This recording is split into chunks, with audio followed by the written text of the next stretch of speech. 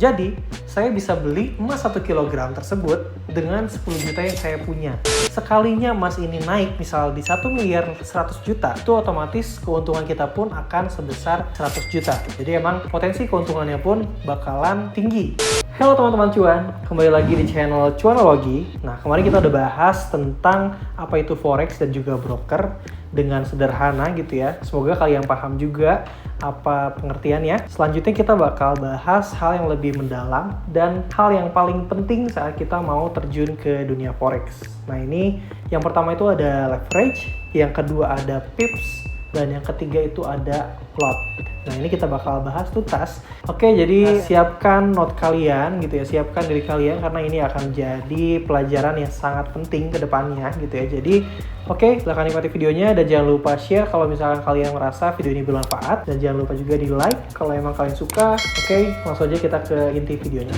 Pertama-tama kita bakal bahas PIP terlebih dahulu. PIP ini adalah singkatan dari percentage in point, atau bahasa gampangnya itu adalah satuan langkah terkecil dalam pergerakan harga. Analoginya nih, kalau misalnya kalian lagi mengukur dengan penggaris gitu ya, nah itu pasti ukuran terkecilnya atau satuan terkecilnya adalah sentimeter. Nah, ini juga sama halnya dalam dunia forex. Ukuran atau pergerakan terkecil dari harga itu adalah PIP. Kita langsung ambil contohnya. Misalkan pergerakan mata uang Euro USD. Di pasangan Euro USD, pergerakan harga terkecilnya dilihat dari 4 angka di belakang titik. Oke, misalkan nih ya, harga Euro USD saat ini adalah 1.2005. Kalian beli saat itu juga, dan juga saat kalian jual, itu menjadi 1.2010. Nah, maka kenaikan PIP gitu ya, kenaikan pergerakan harga tersebut dihitung sebanyak 5 PIP karena angka yang dilihat adalah 4 angka di belakang titik. Jadi yang kita lihat awalnya itu adalah angka 5-nya, lalu diselisihkan dengan harga terakhir yaitu 1.2010 yang mana menghasilkan selisih sebanyak 5 PIP. Nah, itu yang disebut dengan PIP di Euro USD. Nah, perlu kalian tahu nih teman-teman, PIP di masing-masing pair atau di masing-masing market itu beda-beda ya. Jadi misal di Euro USD itu adalah 4 angka di belakang titik. Sedangkan kalau untuk di XL USD atau di gold, emas gitu ya, itu di 2 angka di belakang titik. Jadi emang kita perlu tahu banget karena ini merupakan cara hitung gitu ya, cara hitung profit yang akan kita dapatkan saat nanti trading di dunia forex gitu ya. Jadi kita perlu paham banget nih ya, ini matematika dasar dari dunia forex. Nah, selanjutnya nih ya, dari PIP tersebut juga masih ada satuan lebih kecilnya lagi yang dinamakan pipet. Oke, misalkan nih di XAU USD harga saat ini adalah 3.750 nih ya. Otomatis berarti harga satu pipnya atau pip yang kita lihat itu adalah angka 5 nih di belakangnya ya. Jadi 5 itu adalah angka pipnya. Nah, sedangkan kosongnya di belakang angka 5 itu adalah angka pipetnya, yaitu angka atau satuan lebih kecil dari pips. Satu pips itu sama dengan 10 pipet ya. Jadi memang di bawah pip itu masih ada yang lebih kecil yaitu pipet ya. Misal nih kita lihat, kita beli di angka sekarang ya. Tadi itu di angka 3.750 ya. Nah, ternyata harga ini naik ke 3.755. Nah, ini berarti naiknya baru di 5 pipet. Nah, itu belum menyentuh 1 pip ya. Jadi masih setengah pip. Kenapa begitu? Kalau untuk pip gitu ya. Kalau untuk pip itu yang kita lihat adalah 2 angka di belakang titik. Sedangkan kalau untuk pipet itu 3 angka di belakang titik kayak gitu ya. Untuk di XAU USD. Nah, jadi begitu. Itu cara menghitung pips dan pipet di masing-masing market forex gitu ya. Jadi semoga kalian udah paham. Ya memang agak tricky lah ya, agak susah-susah gampang, tapi ini perlu banget kalian pelajari karena ini hal yang paling dasar dalam dunia forex gitu. Jadi emang kalian harus paham ya, mau nggak mau gitu ya. Jadi emang ini sangat mendasar sekali dan sangat berguna untuk menghitung profit kalian dalam forex. Nah, ini semakin menarik nih teman-teman, karena selanjutnya kita bakal bahas tentang profit. Karena kita udah pasti dong, kita belajar forex ini pengen dapat profit. Nah, itu gimana sih cara ngitungnya gitu ya? Dari satu pips yang kita dapat itu berapa sih kira-kira profit yang bakal kita dapetin? Nah, itu akan sangat bergantung terhadap yang namanya lot. Oke, sekarang kita bahas yang namanya lot. Nah, tadi kalau pip itu satuan perubahan harga, lot itu merupakan satuan besaran transaksi ya. Nah, sekarang bayangin kalau misalnya kamu lagi makan sate nih.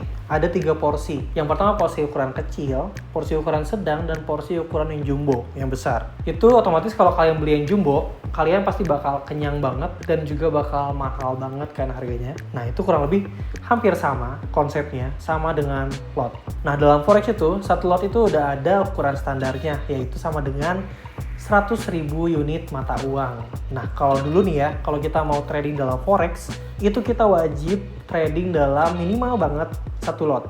Tapi karena sekarang kita udah ada yang namanya broker gitu ya, jadi kita bisa trading dari pecahan yang lebih kecil lagi.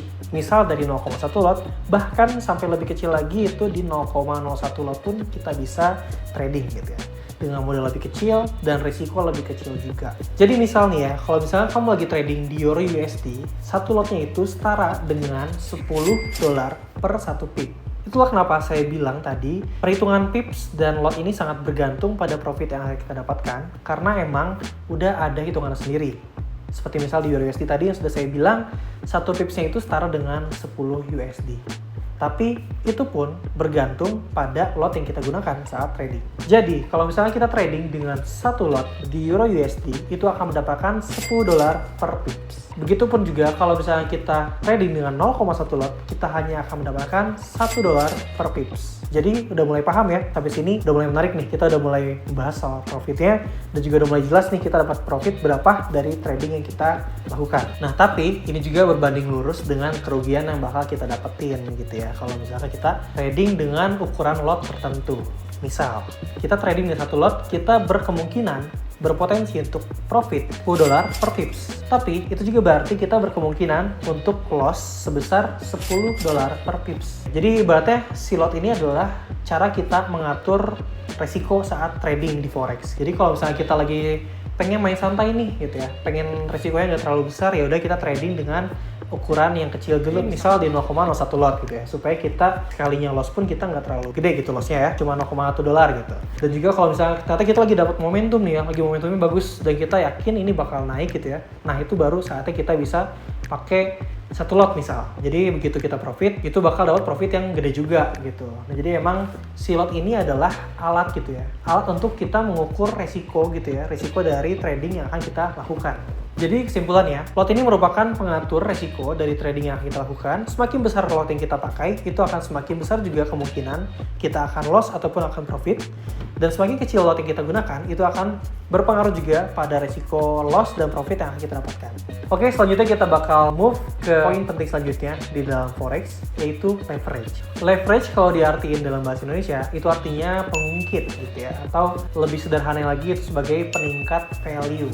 Nah, jadi seperti yang sudah saya singgung sebelumnya, kita bisa trading dengan angka 0,01 lot itu karena adanya leverage dari broker itu sendiri.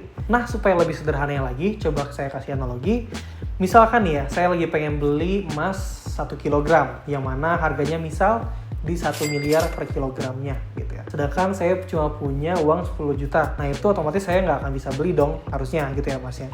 Cuman si toko emas ini menawarkan leverage sebanyak 100 kali lipat atau 1:100. Otomatis 10 juta yang saya punya ini akan senilai dengan 1 miliar gitu ya, dengan 100 kelipatan value yang ditawarkan oleh toko emas tersebut. Jadi saya bisa beli emas 1 kg tersebut dengan 10 juta yang saya punya. Nah setelah saya beli emasnya, anggap saya nunggu selama 1 bulan. Karena kita punya pinjaman value gitu ya, atau leverage dari toko emas tersebut, sekalinya emas ini naik misal di 1 miliar 100 juta, itu otomatis keuntungan kita pun akan sebesar 100 juta. Jadi emang potensi keuntungannya pun bakalan tinggi karena adanya pinjaman value dari toko emas tersebut. Tapi begitupun juga kalau misalkan ada kerugian, anggap kerugiannya cuma 10 juta aja gitu ya, dari 1 miliar turun 10 juta, itu otomatis uang kita akan habis. Kenapa? Karena toko emas tersebut hanya memberikan pinjaman value, bukan pinjaman uang. Uang yang kita punya tetap 10 juta, tapi seolah-olah gitu ya, seolah-olah value-nya itu sebesar 1 miliar. Jadi di saat kita untung, kita bakal mendapatkan value setara 1 miliar tersebut, dan di saat loss pun kita akan loss sebesar 1 miliar tersebut. Jadi emang sama-sama besar ya risikonya, risiko kemenangan, risiko kekalahan itu sama-sama besar. Tapi enaknya begitu kita profit, itu profitnya tuh bener-bener tak terbatas gitu ya, tergantung segimana dia naiknya gitu. Jadi emang begitu dia naiknya 100 juta, kita dapat 100 juta. Tapi begitu loss itu kita ada batasnya ya. Batasnya di modal yang kita punya. Misal kita punya modal 10 juta yang tadi saya punya, itu begitu loss 10 juta ya itu habis ludes gitu. Jadi emang resikonya itu tinggi sekali saat kita bermain dengan leverage. Nah itu tadi dia gambaran kalau misalkan toko emas atau broker itu memberi leverage sebesar 1:100. Nah sedangkan di forex itu broker mempunyai leverage yang berbeda-beda ya. Ada yang ngasih 1:200, 1:300, 1:1000 bahkan itu macam-macam. Jadi kalian bisa milihin broker yang pas dengan leverage yang paling cocok dengan gaya trading kalian.